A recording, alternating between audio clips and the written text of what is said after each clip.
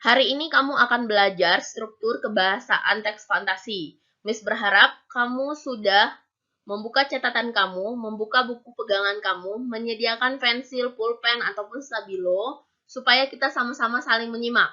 Oke? Nah, tujuan pembelajaran kamu hari ini, kamu mampu menelaah struktur dan kebahasaan, dan kamu mampu menyajikan sebuah cerita, tapi tetap memperhatikan struktur dan kebahasaannya. Struktur. Struktur itu, nak, ada 3. OKR. Miss, boleh nggak komplikasinya di atas dan orientasinya di bawah? Atau boleh nggak, Miss, resolusinya dulu, orientasi, baru komplikasi, Miss? Strukturnya harus OKR. Orientasi, komplikasi, dan resolusi. Tidak boleh diputar-putar, tidak boleh tidak berurutan. Orientasi. Orientasi itu, nak, pengenalan tokoh, pengenalan latar, pengenalan watak, adanya konflik, tapi tersirat. Oke? Perhatikan cuplikan teks yang Miss bagikan, kamu boleh baca.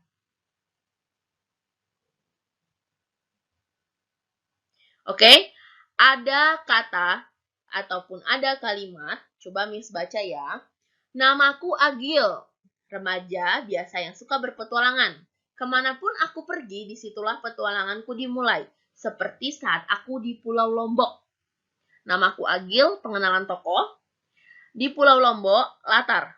Nah, itu adalah contoh dari orientasi. Komplikasi, ingat munculnya masalah. Masalah awal sampai puncak. Awalnya, aku sedikit gentar dengan larangan itu. Akan tetapi, aku ini seorang petualang. Awalnya, aku sedikit gentar dengan larangan. Larangan. Sudah tahu ke goa itu tidak diperbolehkan, dilarang masuk. Tapi dia tetap melanggar. Dan itu membuat dia gentar. Muncullah masalah. Nah, kamu boleh baca sampai di bawah. Resolusinya apa, Miss? Penyelesaian masalah dari konflik yang terjadi. Ternyata dia mimpi. Ternyata dia mimpi seolah-olah dia sedang berpetualangan di Lombok. Sudah resolusinya, dia dibangunkan. Kaidah kebahasaan. Nah, kali ini yang ini kamu benar-benar harus menyimak. Jadi, mengurangi pertanyaan, Miss, aku tidak ngerti. Miss, yang mana? Oke, sama-sama menyimak. Yang ngantuk, boleh ganti-ganti posisi duduknya, atau kamu cari posisi nyaman. Kita akan bahas satu persatu. Yang pertama, menggunakan kata ganti dan nama orang.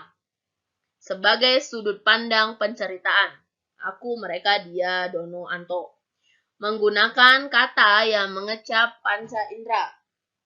Menggunakan pilihan kata dengan makna kias dan khusus. Khusus sudah kita pelajarin di deskripsi.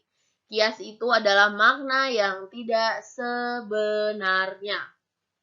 Kata sambung penanda urutan waktu. Tiba-tiba, setelah itu, ketika, sebelum, sebagian. Menggunakan kata atau ungkapan keterkejutan. Menggunakan dialog atau kata langsung dalam cerita. Kata langsung, ciri-cirinya salah satu adalah menggunakan tanda petik 2. Contohnya, boleh dibaca, boleh disimak, kita akan analisis kebahasaannya.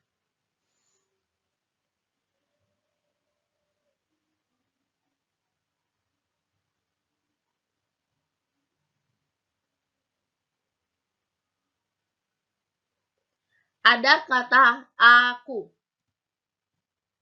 Aku merupakan kata ganti.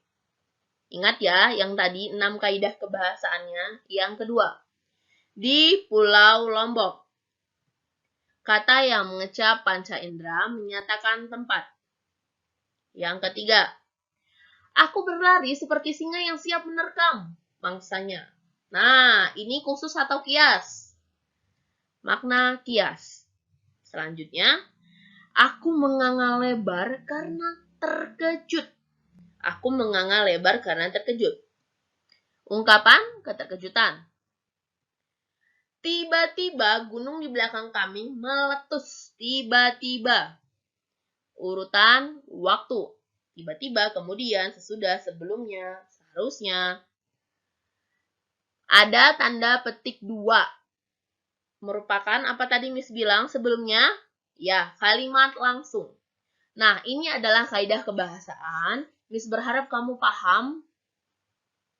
Setelah kamu memahami kaidah dan kamu memahami struktur, kamu boleh menyajikan cerita fantasi. Langkahnya ada 2, kamu rencanakan dan kamu menulis. Kita bahas yang pertama, merencanakan. Kamu temukan idenya dulu. Setelah temukan idenya, penggalian ide berdasarkan membaca. Kamu buat rangkaiannya dan kamu kembangkan cerita kamu. Kamu mau idenya apa nih? Kamu boleh dapat idenya dari kamu baca buku, kamu baca artikel. Setelah itu, kamu buat rangkaian peristiwanya. Nanti aku maunya orientasinya mengenalkan apa ya? Permasalahannya yang mau gimana ya? Setelah kamu buat rangkaiannya, kamu kembangkan rangkaiannya. Itu adalah merencanakan cerita. Dan ketika kamu menulis cerita fantasi, hal yang sudah kamu rencanakan dan hal yang sudah kamu kembangkan, jangan lupa berikan judul yang menarik. Nah, kamu kembangkan cerita kamu gunakan kaidahnya, kamu gunakan strukturnya, kamu gunakan kalimat-kalimat yang efektif. Kamu telaahlah untuk merevisinya.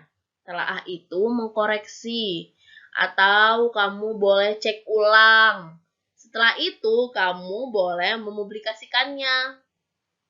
Nah, ini adalah langkah-langkah untuk menyajikan teks fantasi. Oke, jika ada pertanyaan, boleh hubungin Miss lagi. Tanyakan hal apa yang kamu kurang mengerti. Nah, sekarang Miss tanya, apakah kamu memahami materi ini? Ingat, strukturnya ada 3, OKR, kaidahnya ada 6, ada kata ganti untuk tempat, ada kata ganti orang, ada urutan waktu, apa aja, yuk lanjutkan. Nah, ketika kamu sudah memahami materi ini, boleh dicek latihannya. Miss berharap kamu mengerjakannya dengan baik, dengan jujur. Oke? Sampai jumpa di pertemuan selanjutnya. God bless you.